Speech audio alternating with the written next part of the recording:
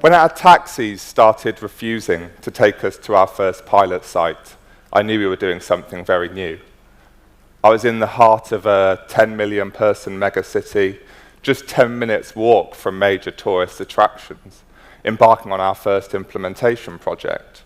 As you enter one of the main slum districts of Manila, the roads get tighter, visibly so much more deprived.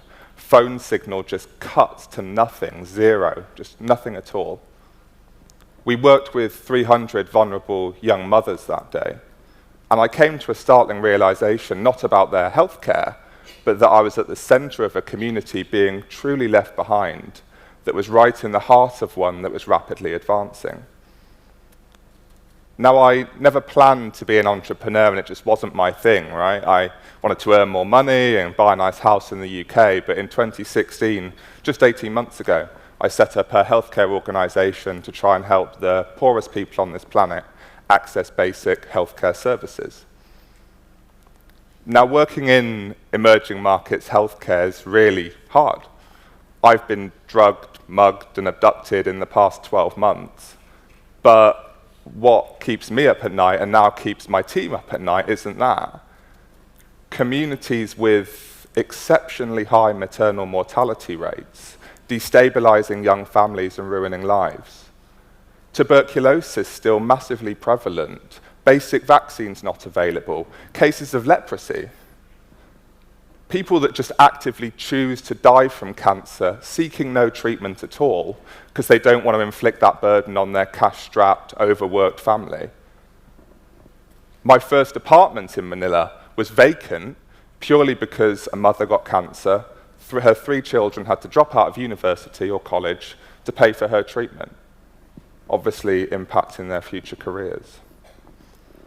And coming from the UK, when we look to the global perspective, we are facing an unprecedented healthcare challenge. The world's population is getting bigger. By 2030, 8.5 billion people will live on this planet. By 2050, 9.7 billion people, with over 20% over 60.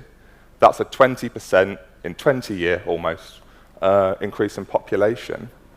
And when we compare that to 1950, where there was 2 billion people on the planet, that's a 500% increase over just 100 years. And the way in which we're living our lives, 70% of all deaths are now due to non-communicable disease, that is cancer, cardiovascular disease, diabetes, and respiratory illness. 6 out of 10 deaths are now linked to pollution. We are creating a man-made burden on ourselves and struggling to pick up the pieces. But I'm not here to talk about this, right? It's a very, very well understood problem, and we all hear it on the news every day. But I do believe that we have to be very, very innovative to get the basics right, both in developed countries' healthcare systems and, of course, for people that have nothing.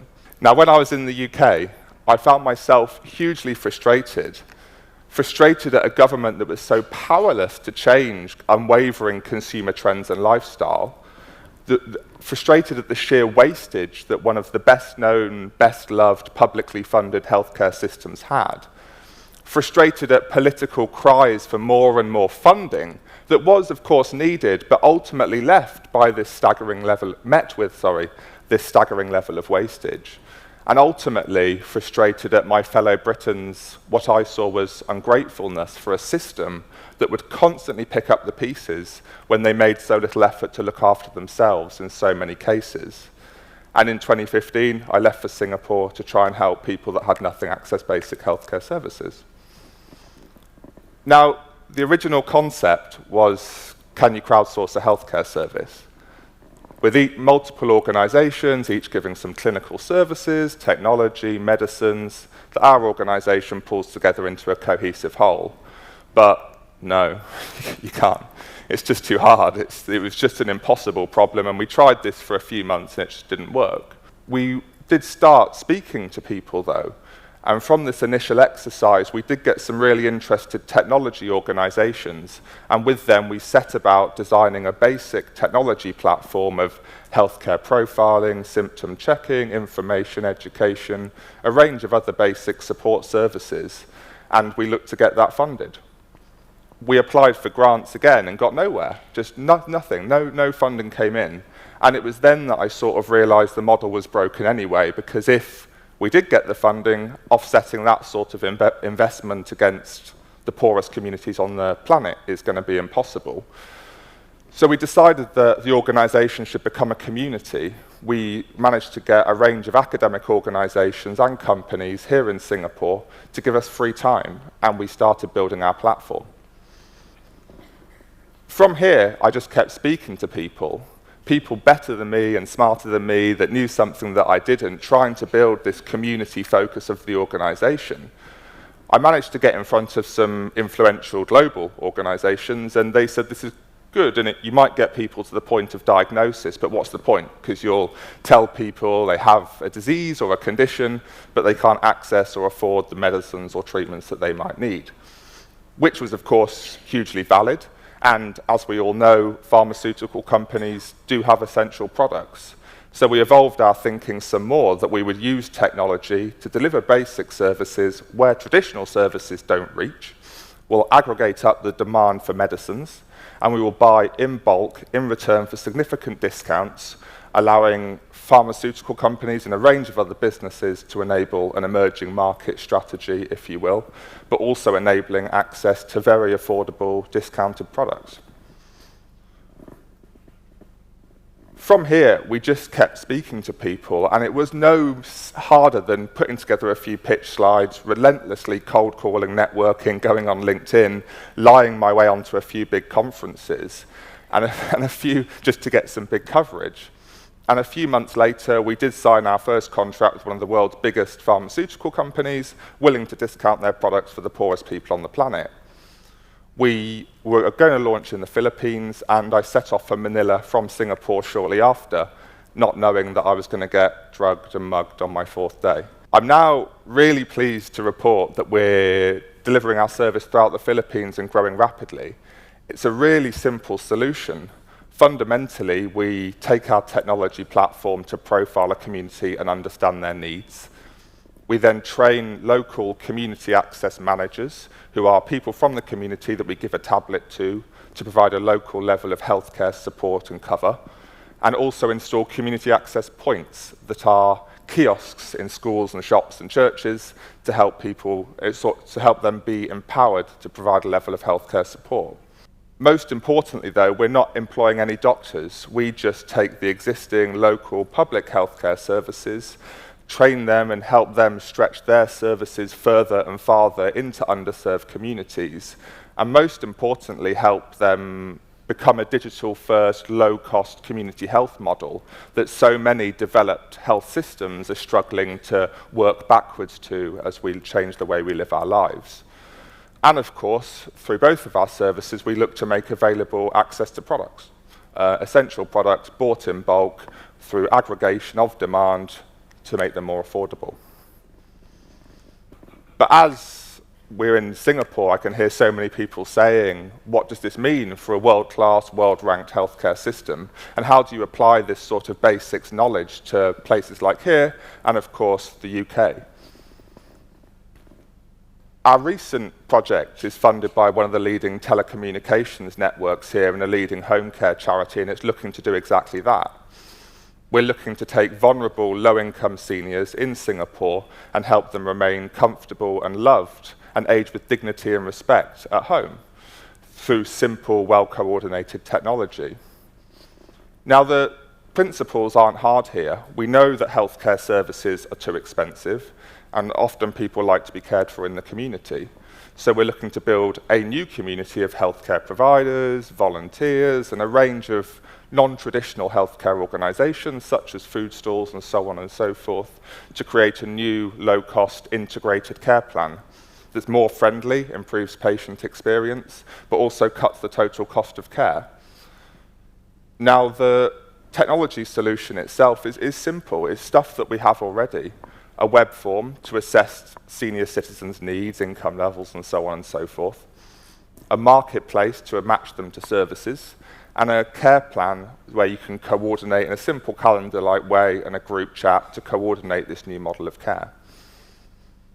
And working across both of these projects, people keep saying, what's the difference? What have you learned from having one project in Singapore, best healthcare system in the world, most would say, or many would say, and working in places where there's no healthcare at all? And the biggest learning of it all has been that we are causing our healthcare system's unsustainability, as I started this talk with. We have to realize that our rapidly urban-centric lifestyles are causing this massive disease burden that we're faced with and causing our health systems and services to struggle. This has become so apparent where in Singapore, UK, and the Philippines as a whole, for example, the average rate of diabetes is 10%. When we go to very rural, underserved communities, it drops to 0.5%. So it really is apparent how, as we shift towards this urban-centric model of living, we are causing many diseases through our lifestyle. Secondly, it is that the second realization, I guess, is that we do need to support our institutions, and they do need help, and we do need to adapt our behavior in how we interact with them.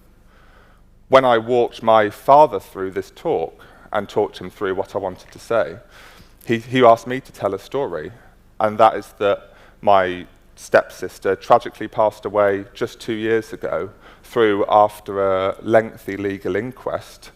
It was proven to be completely the fault of the UK Health Service. There were 7 interactions, or 8 interactions.